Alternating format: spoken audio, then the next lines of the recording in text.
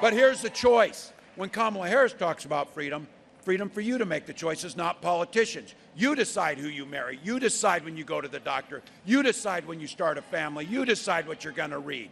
That's what freedom looks like.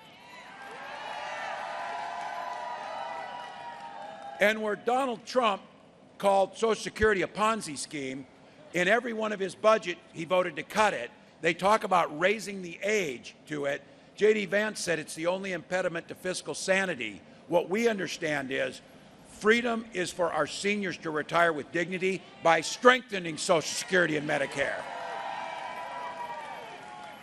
And folks in this city know what freedom looks like. The freedom to breathe clean air and drink clean water, to make sure. Because investing for it, and we must make those investments because we can't afford not to. Now, Kamala understands working with communities to make sure you have the ability to not just get by, but to be able to thrive.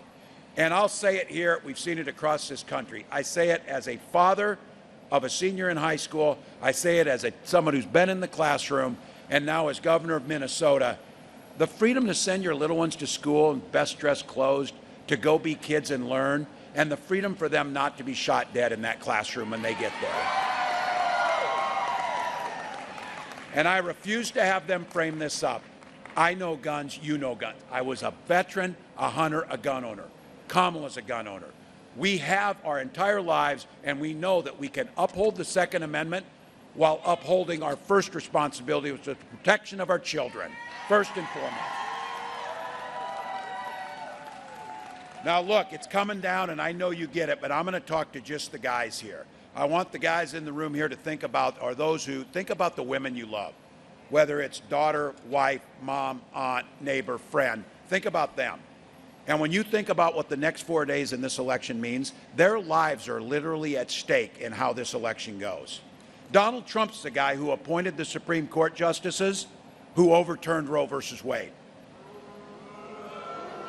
He brags about it, and those women you're thinking of right now, they have fewer rights than their mothers and grandmothers had because of Donald Trump.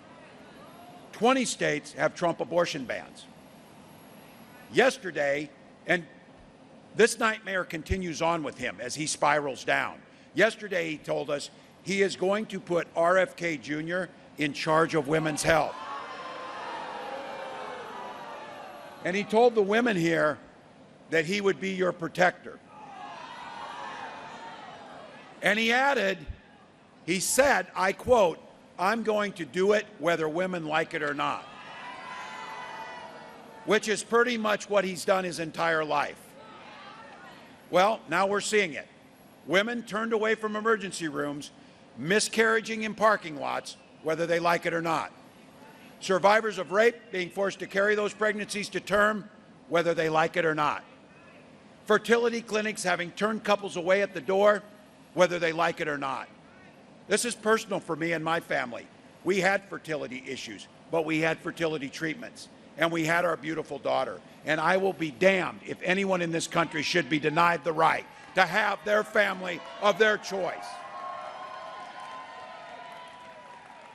When Congress and we get the majority back in the House of Representatives and hold the Senate, and we restore reproductive freedom, Kamala Harris will sign that bill into law.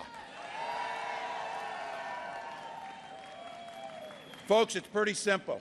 Kamala Harris and I trust women. And I have a feeling that women across this country of every age, of either party, are going to send a loud and clear message to Donald Trump next Tuesday, whether he likes it or not.